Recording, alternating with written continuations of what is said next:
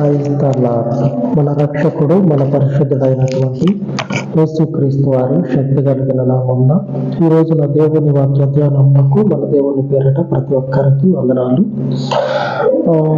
ఈరోజు దేవుని వాక్యంలో నుంచి దావీదు కుమారుడైనటువంటి సొలొమోను జీవితంలో కొంచెం ధ్యానించుకుందాం.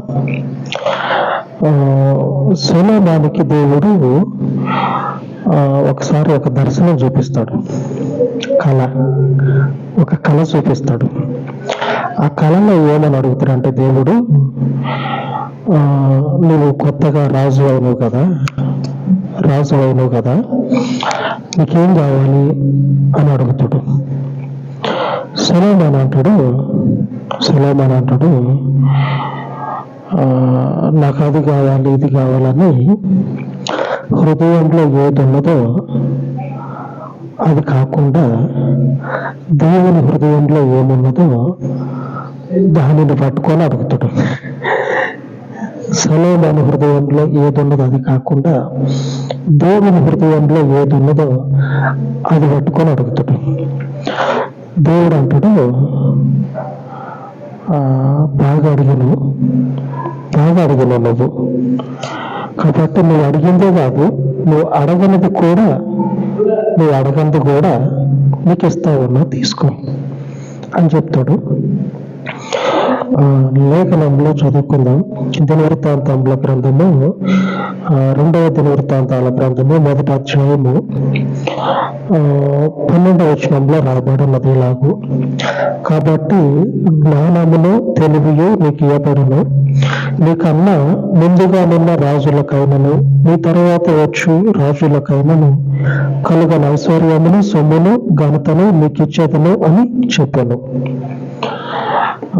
సొలొమోను దేవుడు దర్శనంలో కనపడి సొలొమోనుకి కళలో కనపడి నీకేం కావాలని అడిగితే సొలొమోను అంటాడు, ఇప్పుడు నేనేమో దేవుని ప్రజల మీద అధికారిగా ఉంటా,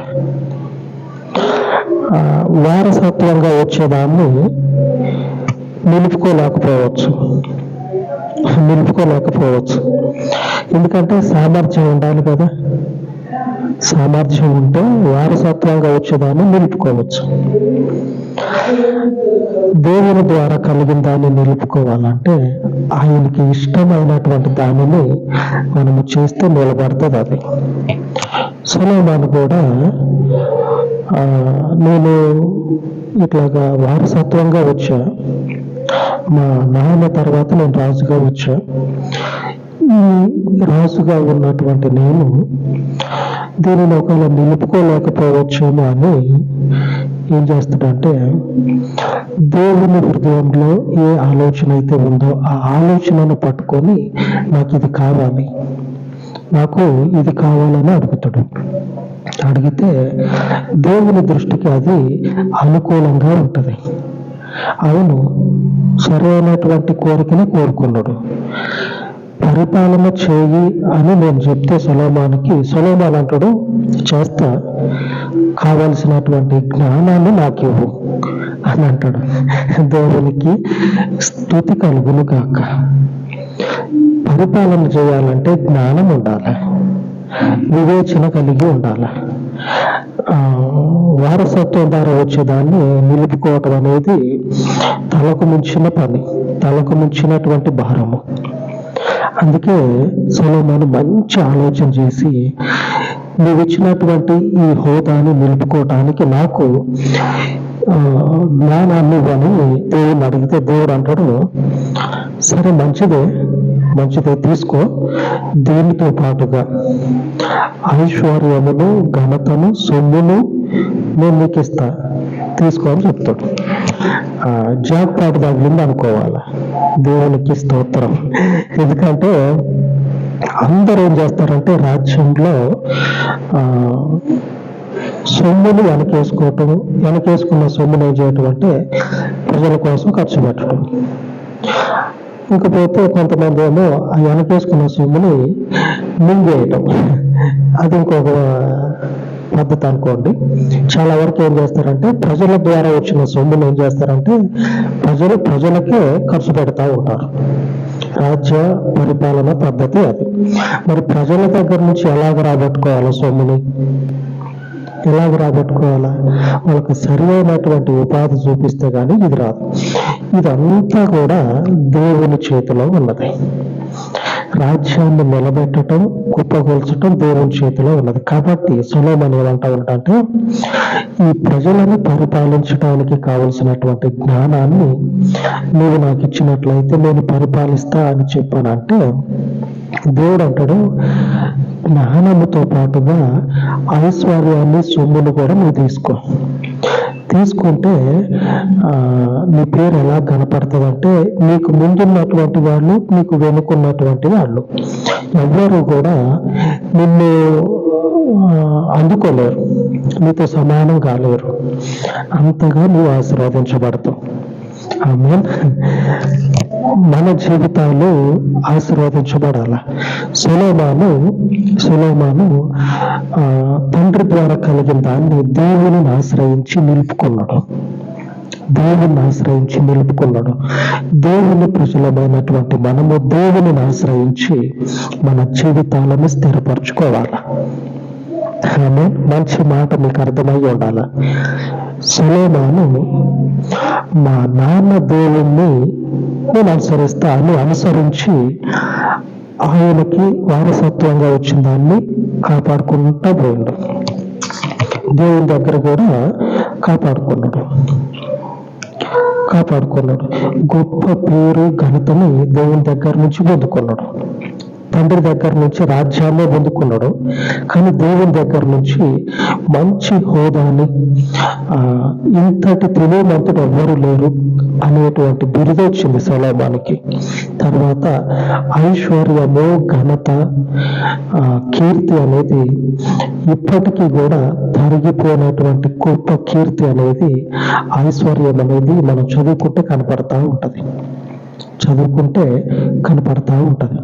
అంత గొప్ప ఐశ్వర్యాన్ని సొలొమోను సంపాదించుకున్నాడు. ఇంతటి స్థితిని దేవునిని ఆశ్రయించి, దేవునిని నమ్ముకొని, దేవుని వెంబడి నడుచుకుంటా సొలొమోను ఏం చేసినట్టే సంపాదించుకున్నాడు. తండ్రి ద్వారా కొద్దిగానే వచ్చింది.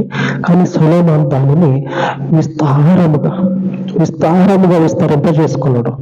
ఆ సొలొమోను దగ్గర ఉన్నటువంటి ఆ బంగారము, వెండి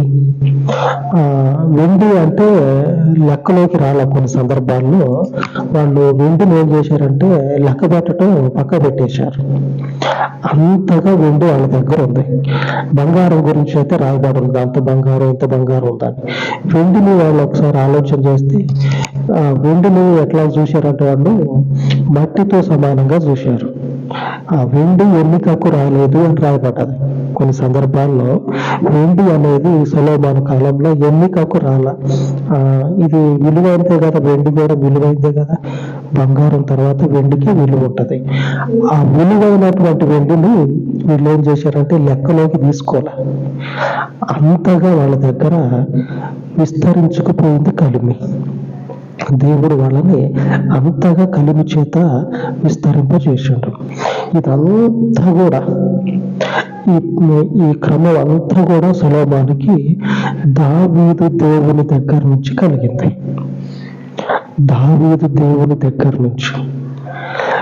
మన జీవితాలను ఒకసారి పరిశీలన చేసుకుంటే తండ్రుల ద్వారా వచ్చేటువంటి యేసుక్రీస్తు గురించి మాత్రమే చెప్తా ఉన్నా.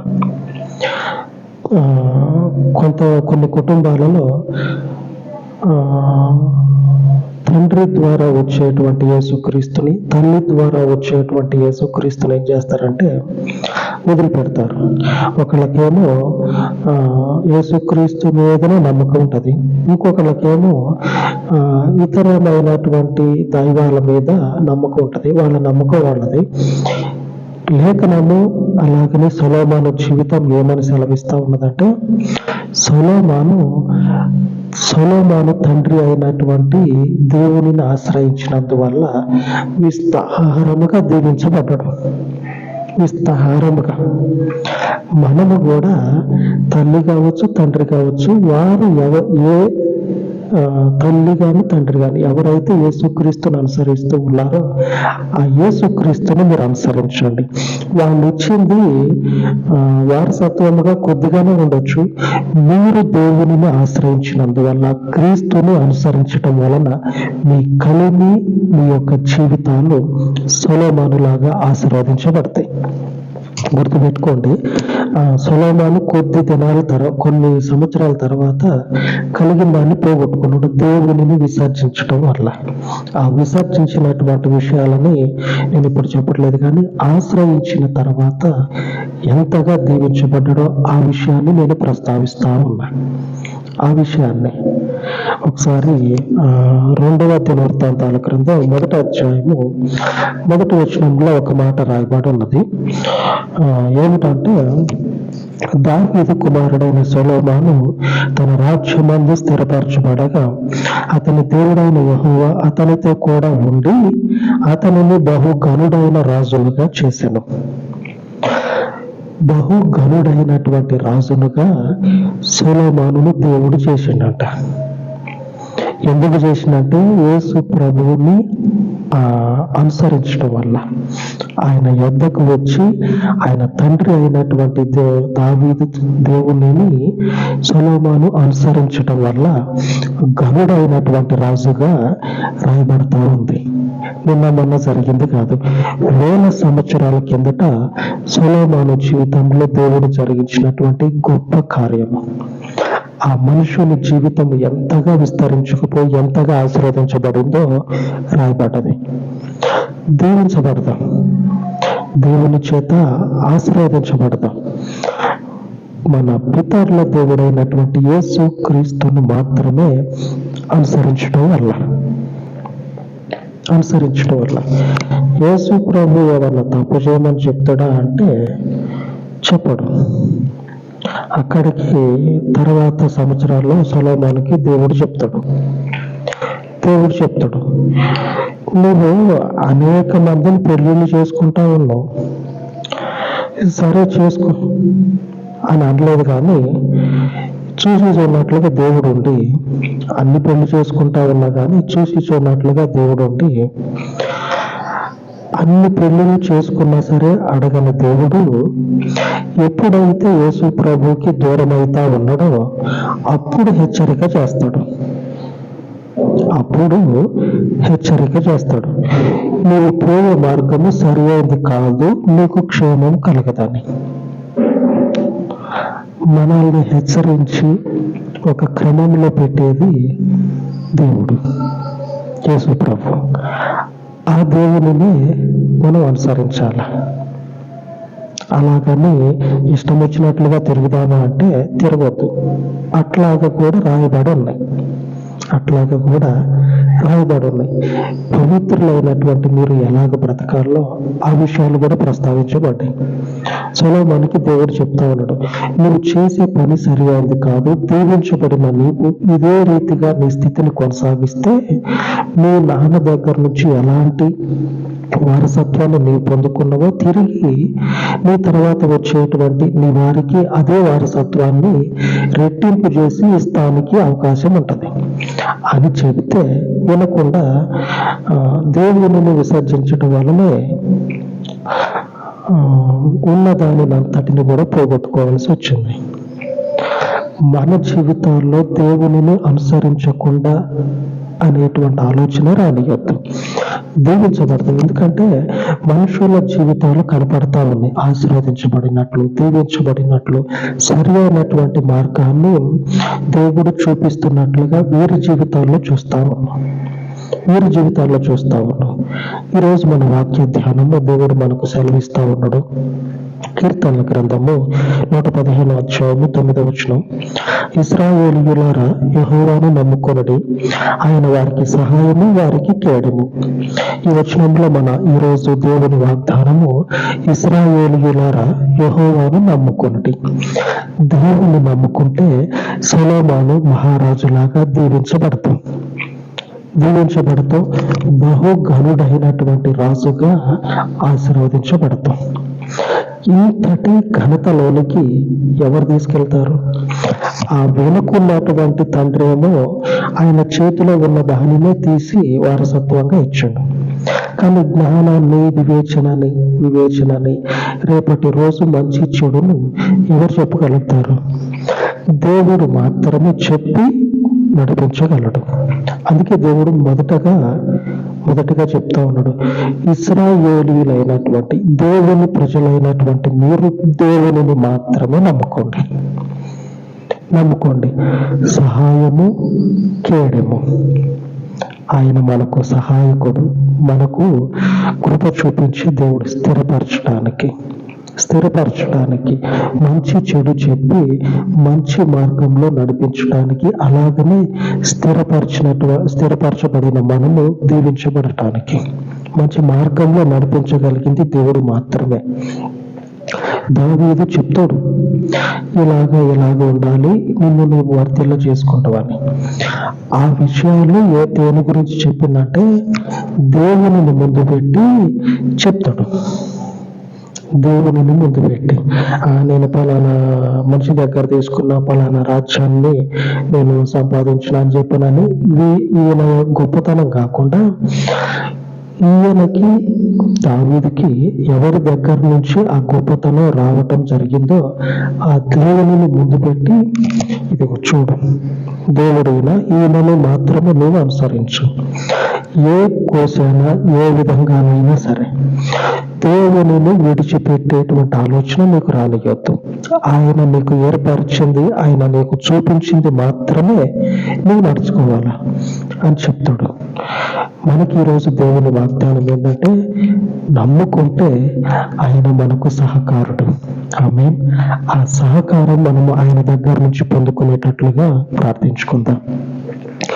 పరిశుద్ధుడు అయిన తండ్రి, లేఖనము సెలవిస్తా ఉన్నది, ఇశ్రాయేలీయులారా యెహోవాను నమ్ముకొనుడి. సహాయము చేసేటువంటి నిన్ను తండ్రి ఆశ్రయించి ఈ ఉదయకాలమందు మీ పాదముల చెంత చేరి ఈ పరిచర్యలో తండ్రి ఆయా కంటి నిండా సమస్యలతో, బలహీనతతో ఉన్నటువంటి ప్రతి ఒక్క సహోదరుని వారి యొక్క అవసరాలను, వారి కుటుంబాలను మీకు అప్పచెప్తూ, అలాగే తండ్రి ఈ మందిరపు ప్రతి అవసరతను జ్ఞాపకం చేసుకొని అయ్యా మా స్థితిగతులను విశాలపరచండి, నలుదిక్కుల మా పరిధిని విస్తృతపరచండి, మమ్మలను వర్ధిల్ల చేయండి, మమ్మలను దీవించండి. నీ పాదంలో చెంత చేరినటువంటి నీ బిడ్డలను మరి ఒక జ్ఞాపకం చేసుకునండి తండ్రి. తన బిడ్డలను మరచును కానీ నీవు ఏ మాత్రము కూడా మరిచే దేవుడవు కావు. నీ గొప్ప పేరుని బట్టియే తండ్రి మమ్మలను జ్ఞాపకం చేసుకోనమని మీ పాదముల చెంత యేసుక్రీస్తు నామమున ప్రార్థించి వేడుకొనుచున్నాను తండ్రి. ఆమేన్. మన దేవుడు, మన తండ్రి యేసుక్రీస్తు పరిశుద్ధత మనకు నిత్యము తోడై ఉండును గాక. ఆమేన్.